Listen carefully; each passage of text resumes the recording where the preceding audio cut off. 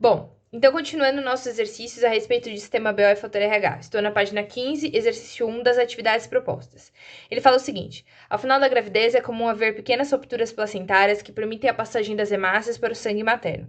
A mãe, assim, pode ser sensibilizada e, dependendo do seu tipo sanguíneo e do tipo sanguíneo do feto, em relação ao sistema RH, pode gerar a eritroblastose fetal.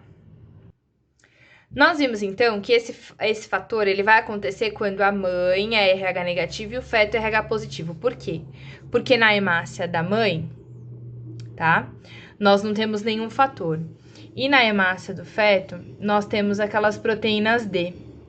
E aí, ao entrar em contato, né, com o sangue da mãe, a hemácia do feto faz com que a mãe produza o fator anti-RH. Como ele disse aqui, ó, é ao final da gravidez. Então, acaba que para esse filho não vai ter tanto problema. O problema vai estar relacionado ao segundo filho que essa mulher vai ter, tá? Então, verdadeiro e falso com relação às informações. A mãe tem que ser RH negativo, verdadeiro. O pai tem que ser RH positivo, verdadeiro. Por quê? Tá? Ah, mas e se a mãe é RH negativo e o pai é RH negativo? Se a mãe é RH negativo e o pai é RH negativo, nesse caso, como é que funciona, tá? Se a mãe é RH negativo e o pai é RH negativo, significa que eles são ambos Dzinho, né? Se ambos são Dzinho, não tem como eles produzir uma criança Dzinho ou Dzão, tá? E aí, nesse caso, se a criança nunca for positiva, ela nunca vai gerar esse processo de eritroblastose em contato com a mãe, tudo bem? Bom, a criança deve ser homozigota. Não, ela pode ser tanto Dzão quanto Dzinho. A mãe é homozigota, verdadeiro, porque ela é negativa, então Dzinho. O pai pode ser heterozigoto? Pode, né? Sendo positivo, tanto faz. A criança é RH negativo? Não, porque se a criança for RH negativo, não tem esse processo de produção de anticorpos pela mãe. O pai pode ser homozigoto, verdadeiro, tá? Então, isso aqui é uma questão que normalmente cai no vestibular, ó, é da Universidade Federal de Santa Catarina, e é uma questão bem interessante porque envolve a questão da eritroblastose fetal, que as coisas que vocês têm que decorar é que toda vez que eu tiver eritroblastose fetal, a mãe, tá, é sempre negativa e a criança sempre positiva, independente se é homozigota ou heterozigota. Esse aqui é um exercício também bem interessante, continuamos na página 15, tá? Exercício 2. Uma estudante descobre não ser filha dos pais na aula de genética. Isso aqui é um problema, né, gente? Uma aula sobre genética tumultuou a vida de uma família que vive em Campo Grande, Mato Grosso do Sul. Uma estudante descobriu que não poderia ser filha natural de seus pais. Miriam Anderson cresceu acreditando que Holmes e Elisa eram seus pais. Na adolescência, durante uma aula de genética, ela entendeu que o tipo sanguíneo dos pais era incompatível com o dela. Considerando que o tipo sanguíneo de Miriam é O, RH negativo, é possível afirmar que o provável tipo sanguíneo do casal que confirmaria, né, o drama descrito na reportagem, ou seja, que Holmes e Elisa não podem ter gerado Miriam, é...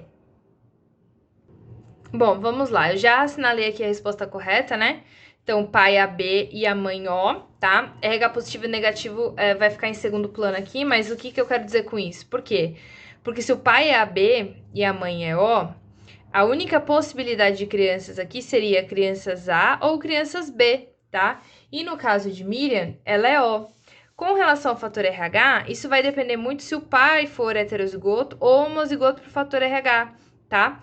E aí, nesse caso, eu poderia ter, sim, uma criança negativa, porém, o tipo sanguíneo não é compatível, tá? No caso das outras possibilidades, se o pai for A e a mãe for B, tá? Nesse caso aqui, poderia ter uma filha O, tá? Por que poderia ter uma filha O? Porque eles poderiam ser heterozigotos. Mas e uma mãe, um pai positivo e uma mãe positiva? Poderia ter uma filha RH negativa? Poderia, se os dois fossem heterozigotos, do mesmo jeito. E um pai B e uma mãe B com RH negativo. Obviamente, RH negativo dá RH negativo, né? Então, tudo bem. Só que pai B com mãe B pode ser, né? Caso os dois sejam heterozigotos. E o pai O e uma mãe A? Mesma coisa. Essa mãe tem que ser heterozigota aqui, tanto para essa característica quanto para essa característica. Aí dá certo. E o pai B e a mãe A também, tá? Então, heterozigoto, e para essas duas características também. A única possibilidade que não pode ser, né? Então, provavelmente seriam os pais de Miriam, porque ela é O, um dos pais tem que ser AB, tá? Aqui a gente tá jogando uma possibilidade, mas pode ser tanto o pai quanto a mãe. Bom, essa questão tá na página 16, tá? Ele fala o seguinte: em um hospital, né, exercício 4, em um hospital há um homem necessitando de uma transfusão de emergência. Sabe-se que ele pertence ao grupo sanguíneo A e que no hospital há 4 indivíduos que se oferecem para doar sangue. Foi realizada a determinação dos grupos sanguíneos ABO dos 4 indivíduos, com a utilização das gotas de sangue de cada um deles colocada em uma lâmina e foram em seguida misturados com soro anti-A e anti-B, tudo bem? Então, os resultados são observados ao seguinte. Então, a gente sabe que o sinal positivo significa aglutinação e o sinal negativo significa ausência de aglutinação, tá? O que eu preciso, então? O homem precisa de um tipo sanguíneo A, tá?